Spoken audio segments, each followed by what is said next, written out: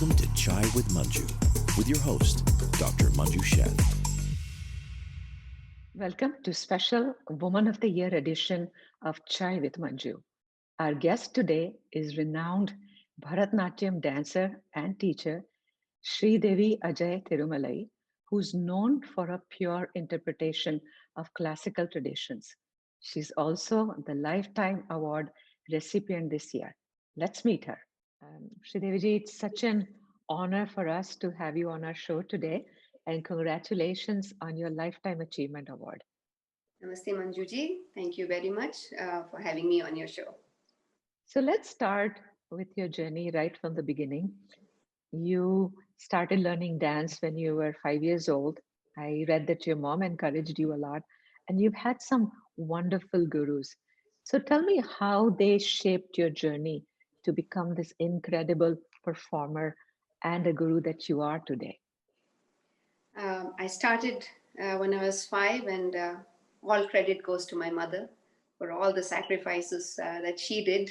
And she put me under wonderful guru, Padmini Ramachandran, where I did over 12 years of learning from her. I did my Arangetram and many shows, traveled all over India under her guidance.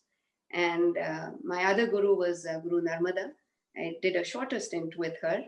And both my gurus have really shaped me into the dancer and the teacher that I have become today. Okay.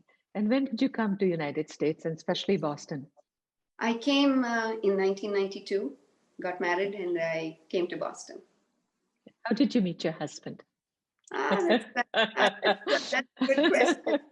I was doing a dance serial called Krishnani Begane Baro. And, Okay. And that's how his mother saw me. Okay. And they said, the both of them would make a good match, and that's how I met my husband. Yeah. Okay. And 1992 was also the year that you started your Natyamani School of Dance, and you've had almost 1,000 students so far. So tell me, how is teaching different in India and also here to Indian American children? Definitely, as a teacher, I had to adapt. I was so used to learning in a certain Padantram, in a traditional way, and the teachers, teacher was a teacher. You would give her position. Here, you're considered more as a friend. You have to approach in a different way to make them interested.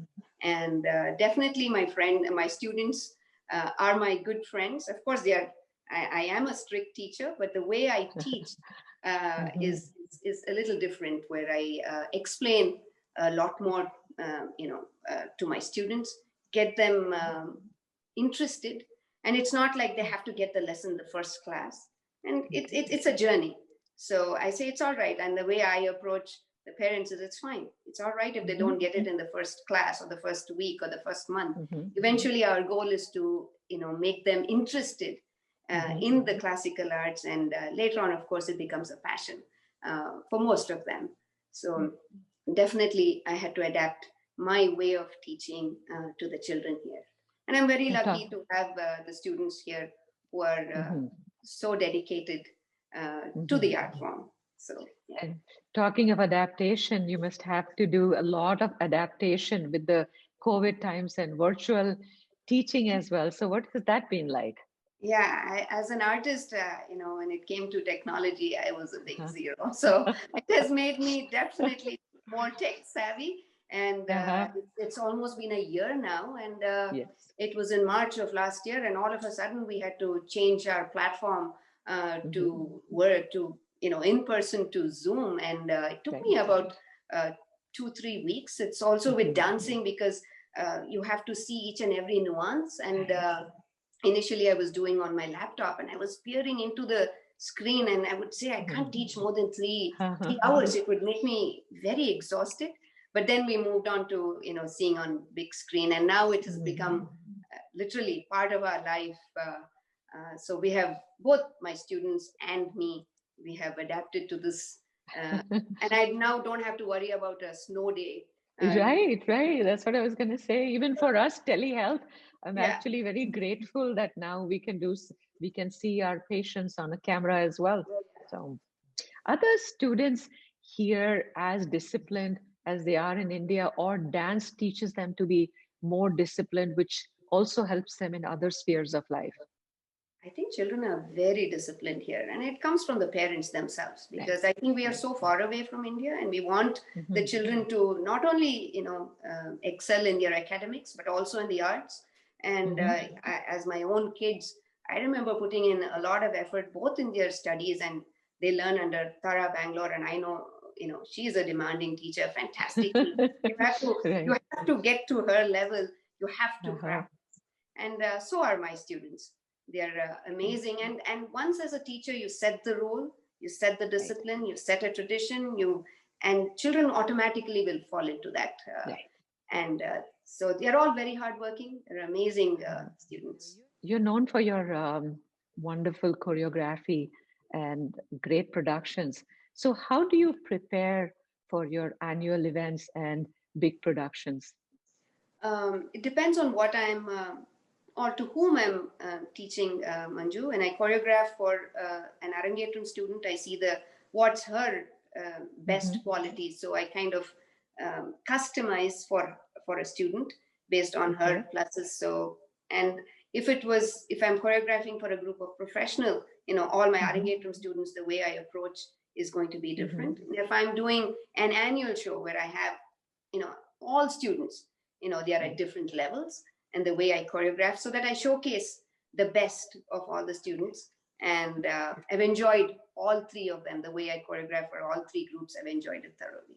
Okay. So, I'm going to ask you a question that I love asking all artists and performers. What are you thinking before you go on stage? And once you are on stage performing, are you aware of the audience around you, or you're in your own world? I should say I'm completely blank before Uh-huh. on stage. And we have already Okay. choreographed, or we have already rehearsed with the musicians. But what happens on stage, you can't say. Depending on how the musician is singing and how you feel, you can literally transport yourself, transcend beyond your audience and what you do. And then, of course, we also have a language between the dancer and the singer. Yes. And once I am done emoting, or once I'm done, I look at the singer, and then he moves on to the next part. That's great. But of course, that comes with experience. And as a teacher, before going on stage, if I am having my students perform, I just keep my fingers crossed, and root for them, and enjoy both. And this is how I prepare for both. Yeah. Oh my goodness, your shows are so amazing. And I would tell our audience, if you haven't seen them, even go on YouTube and watch it. You're just completely mesmerized. So, Thank you. Thank you. so I have run into you and many Akshaya Patra meetings and events. It's a charity which is also very close to my heart. How did you get involved with Akshaya Patra? Um, we always wanted to do a charity event with our school, and Akshaya Patra was something that was involving children, because the bulk of my class, or the bulk of my school, are little kids who go to Mhm. school, and just by giving a square meal a day, if I can entice a child to come and learn, there's nothing like it. Mhm. Education, if you can give a child an education, he can do so much with it. And it was motivating my children to give back. That's A wonderful. simple thing as, if you're going to school, let's allow another, Mm.